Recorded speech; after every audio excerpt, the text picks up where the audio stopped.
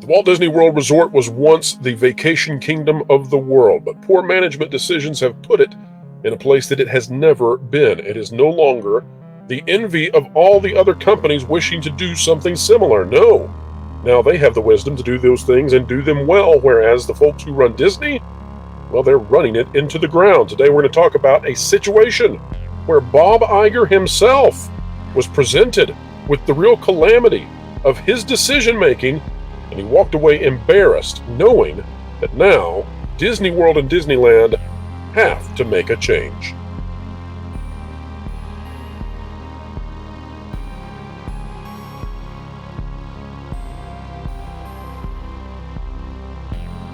Hello folks, and welcome back to another video here on the WDW Pro channel. As always, it is a joy when you elect to join us, and it is a joy to have Lorena Creole back with us again. Lorena, welcome to the channel. Well, thank you so much, Pro. Happy to be here. Happy we all are. And folks, if you're happy, consider clicking the like button as we dive into right now the situation where Bob Iger was indeed shocked, dismayed, and realized that he had to make a change. Sort of like Michael Jackson once upon a time, he had to make a change for once in his life, this time because his decisions had led to some really unfortunate scenarios. Let's go ahead and talk about the scenario right off the bat. Folks, you've heard me describe on this channel in the past that there was a time when cast members, you might say it was like 1 out of 100 in terms of cast members, would not be appropriate or professional or excellent in every way. Today, I think that's more like a 90-10 ratio. And so the vast majority of cast members, still awesome. But there are some who are not. One of the issues has been the Disney look, which has been modified. And that Disney look now allows for visible tattoos. Now, we're not here to be prudish or to tell you anything about tattoos, anything like that. But it has created an odd situation where there are times where certain cast members will have opposing IP tattoos. We're talking about other characters from other companies prominently displayed on their skin, and that's kind of odd. I've talked before about a cast member who has a competing mascot that is tattooed all the way down their leg. Now, I don't know if they still work for Disney, and I don't specify the exact character because I don't want to embarrass that cast member or bring undue attention to them. However, Bob Iger, Lorena, and this comes to me from a source who many of you would know if we said the name, so we won't. But according to this source, Lorena, Bob Iger, in his most recent visit to the Walt Disney World Resort, came across a different cast member who has a very similar appearance. And it led Bob Iger to the point of realization, which is difficult, by the way, folks, but led him to the realization that Bob Iger had been wrong, and that the Disney look is going to have to be modified. Here is what we are told is tattooed upon the cast member without going, again, folks, into great specificity, lest we embarrass someone who, listen, we're reaching out to tens of thousands and sometimes more than that, audience per video. A cast member, I don't ever want to do that situation where suddenly tens of thousands of people are thinking about a particular person who has no idea we've ever discussed them until suddenly they, are told, "Oh my gosh, you've got to see this." So we don't do that. So we'll be a bit vague, Lorena.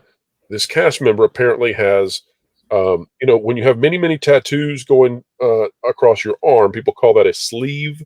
And so on both arms, apparently they have a sleeve of tattoos that are all about a franchise that Disney does not own. So, Lorena, do you think that the Disney look needs to be revisited, as Bob Iger, I think, has now decided? That's what is told to us that he decided. I don't know exactly who he told, but they're going to revisit this. Do you think that it's necessary, or do you think that this is overblown and the Disney look is just fine the way it is? No, I really do think that the Disney look needs to be revisited. There's been a point in time that I can always remember. Disney had a higher standard with their cast members, how they're supposed to wear their hair, how many rings they could wear, that their makeup had to be natural. At one time, men couldn't have facial hair. I think they modified that somewhat, but there was a certain look and a certain high standard. for Disney, and that was what families had come to expect at the park. You know, you're greeted by someone who's very nicely dressed, proud of their appearance, very clean cut looking. They're And it not was a timeless expecting. appearance.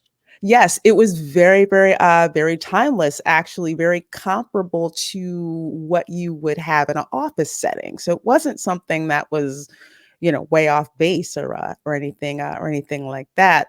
But when you're getting into, tattoos that are going up and down your arm, it's not like you have one, on your neck. And I do believe back in the day, you could have a tattoo, but it had to be covered. Like if you had like a small one, it had to be, like, covered with makeup or something like that, very inconspicuous.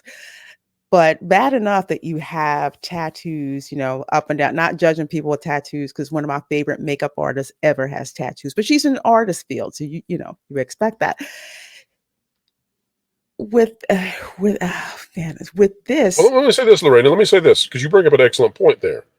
So Mhm. one of the issues with this, lest people think that we're being negative about others and their appearance, one of the issues here is when you are working for a Disney park, they literally say that you're on stage when you're working in a place that's visible to the public, Yes, right? yes, Okay, so if you are on stage, then you are an actor, right? You are representing not just the company, but you're representing some sort of ideal within some sort of fantasy or time frame, etc. So if you work in mhm, Adventureland, you are not just an employee who is serving popcorn. You are a resident of Adventureland. You are an actor inside Adventureland. You are a cast member in Adventureland. exactly. And so the Mhm. question then becomes, when this whole thing is about the expression of oneself, right? Well, are you really supposed to be expressing yourself, your identity, or are you taking on the identity and the representation of this setting inside Disney parks? It's not the same as just being a cashier at a gas station, and it's never been that. And so to move this now into, oh, well, this is my identity in my private life, I want to put it on display, perhaps at some very small level, maybe you can wear a necklace or whatever that portrays that, but mostly you are supposed to be in character. Your thoughts, Lorena? Absolutely. Where does that start and where does Absolutely. that end? What do you think is the appropriate amount of expressing oneself as a Disney cast member? Hmm. I would say expressing yourself within the role the role that you're supposed to play. Like you're saying, as a cast member, you are on stage. So there's a certain show that you have to keep up and that you have to put on. When it comes to individual expression, I kind of feel like this. You're being paid to do a job. You're not being paid to express yourself. Now, your employer may make it, hey, we want a little bit of individuality, to kind of show the Disney magic, that way. But not that you have a right to, like, say, I want to have tattoos up and down my body, and because that's my self-expression, I should be able to do that. But when your self-expression starts losing the company money, that's when that's a problem. Exactly. And you don't want to see Jasmine, with all kinds of jewelry that's out of place for who Jasmine is. You don't want to see Aladdin with a giant barbed wire tattoo wrapping around his arm. That doesn't make sense. And I think it's the same thing. And it's not just tattoos. We've been talking about tattoos a lot. But you don't want to see a cowboy in Frontierland selling popcorn who has neon blue hair. That doesn't work, folks. It belies the setting.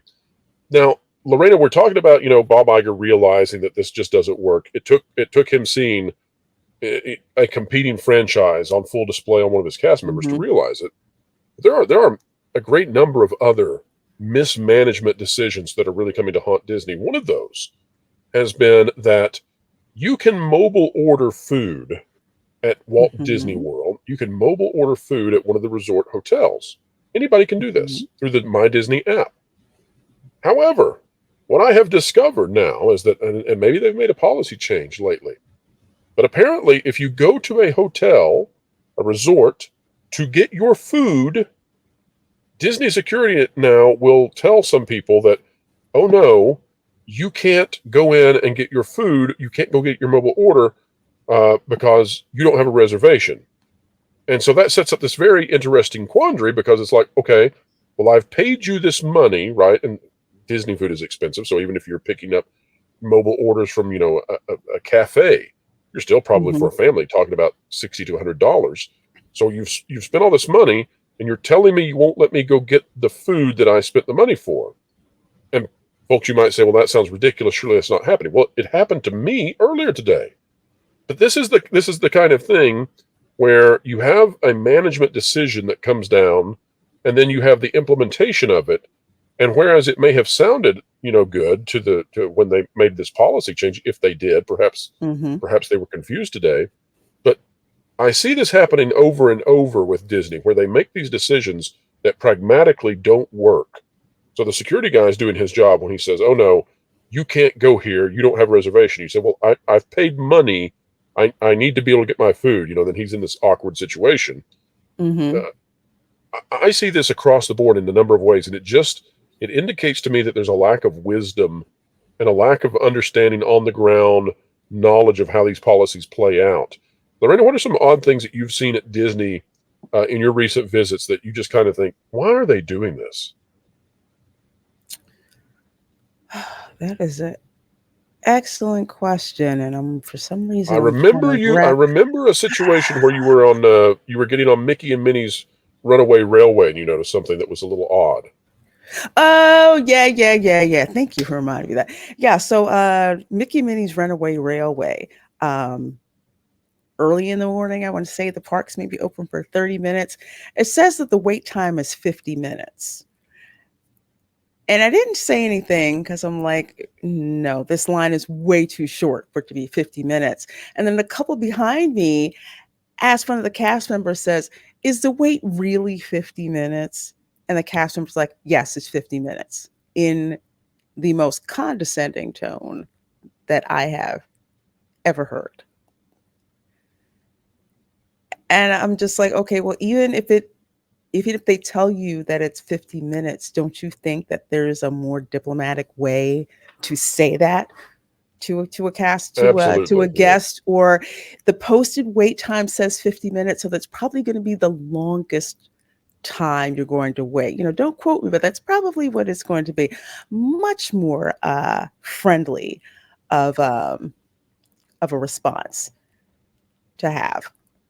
Well, we're still talking about 90% of the cast members out there are great. Maybe Yes, 10% need an they are. adjustment. Yep. I want to give a shout out, and this person may never watch the channel. I'm doing this in a way that they probably won't even know, who it was uh, that they met. But there was an individual who I watched as there was a situation with a beverage. It was going to be a problem, and instead they just went ahead and gave a guest a free beverage, and the guest, the guest had done nothing wrong. The guest wasn't angry. It was just one of those situations where something happened. They gave the guest the drink. The guest said, "Oh, well, how much do I need to pay you?" And the cast member said, "It's on Mickey." And you could just tell, that the guest was like, "Oh my gosh, that is so nice." There are great cast members who identify, hey, there's a problem, and I'm not saying that cast members should give things away for free, but there are those situations, and this used to be part of Disney proper, where Disney recognized that their job was to make memories. Their job was to overperform and make the guest feel like royalty. That is no longer there. But in this case, it was great to see a cast member step into a situation and say, you know what? Here's a beverage, here's a drink on Mickey. Go ahead, and it made that person's day because it resolved a problem. I want to go in specificity, lest Mhm. you know, lest I bring the manager down on somebody who's like, what is this I hear about from Pro about you giving away free drinks? But but Lorena, tell me a good thing about some cast members you've encountered. I don't want to be just negative. So what are some great Oh, things you've seen in your most recent trips? you know what? I'm going to tell this story, and you've heard this story, but our channel members have not heard this story. There was one. video that we were recording with Views with Hughes, and I was doing it live, well, not live, but recorded with you guys on location at the Kona Cafe in the Oh yeah, Polynesian. yeah, yeah. Yeah, so after that wrapped up, I went to go get, the iced latte that you told me about, and I'm looking in the case, and they have like a pineapple coconut. I They secretly have sabotaged like you, a Lorena. That's where this you is did going. okay, I secretly yeah, knew this was going to happen. It was all yeah. planned. So he sent me over there to go get that. So I'm like, okay, I'm not going to get the guava or the delicious looking disrespectful danishes. I'm just going to get my iced coffee and whatever and have a good time. So I had my iced coffee. I'm sitting down there behind the Kona bar and I'm about to, you know, go on Slack and tell folks, tell Pro, wow, this latte is so great. And then I hear this noise and I'm like, what the heck is that creaking noise? Next thing I know, this plastic grate about maybe 2 feet by 1 feet, comes falling down, clips me, didn't break the skin, clipped me on the shoulder, startled two guests next to me. I'm just like, did what happened? What I thought happened? And over at Polynesians Kona falling apart Island, around you. and I'm just like, I've never seen this happen. I've never seen this happen. And we got a hold of someone from the Kona Islander, like, oh, don't put it here. You guys okay? Are you okay? Are you sure? Are you all right? Are you sure? Okay, let me go get someone. So they called on the phone, escalated it up the chain. I guess the immediate manager came over, made sure myself and the other guests were okay. Another lead came over to check on us. They kept asking us, "Are you okay? Do you need medical attention? Are you sure you're okay? Is there anything that I can do for you?" And I'm just like, "You guys probably want to check the rest of Lorena, the you rest know of when one of those leads, it's the morning, and one of those leads got a call in that said, "Hey, part of the ceiling just landed on a guest." You know that lead was like, "It's going to be a bad day. It's going to Yeah, be a it's bad like day."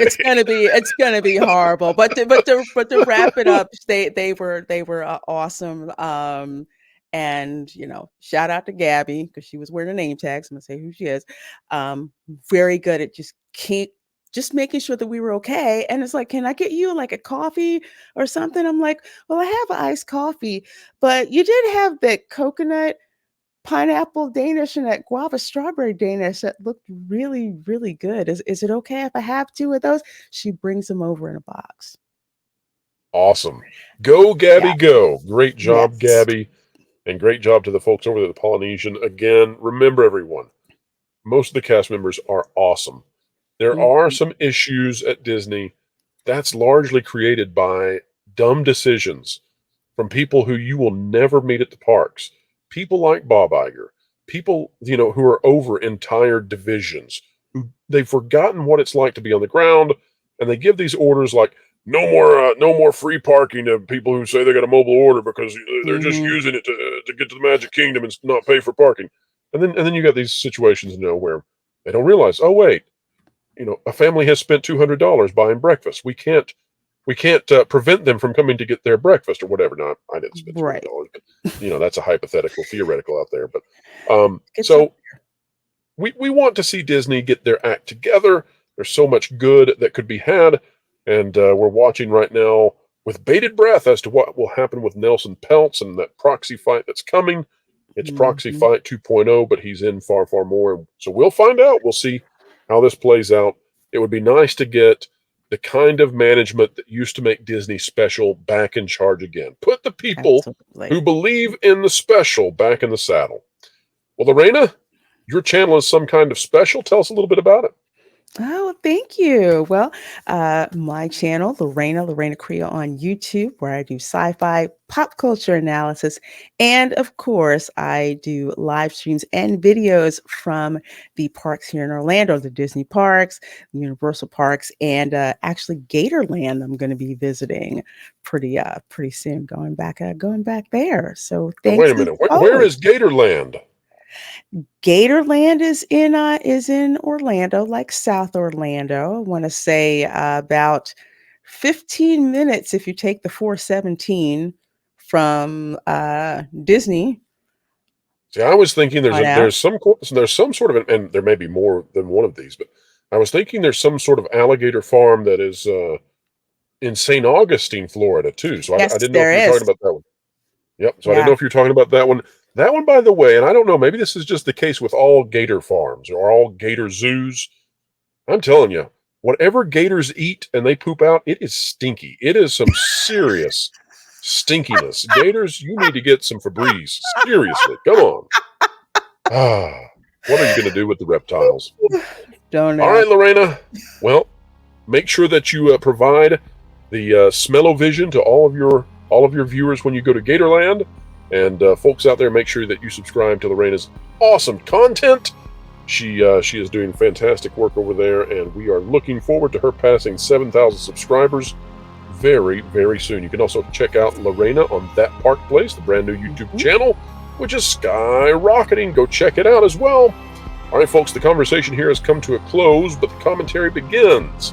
Tell us about your experiences with some of the crazy Disney ideas that they now have. Tell us what you think about the Disney look, as well as give us some shout-outs, some praise to those cast members who have done a great job and made your day. Folks, if you like content like this, consider clicking the like button, share, subscribe, and when you click it, you stick it to the algorithms. It's the notification bell. Wherever you are and whatever you're doing, keep learning, keep growing, and keep having fun. Floral, it's time for you to walk the plank. What? Why? Cuz you haven't subscribed to WDW Pro yet. Nor bookmark thatparkplace.com on your web browser to get great articles from great contributors. What?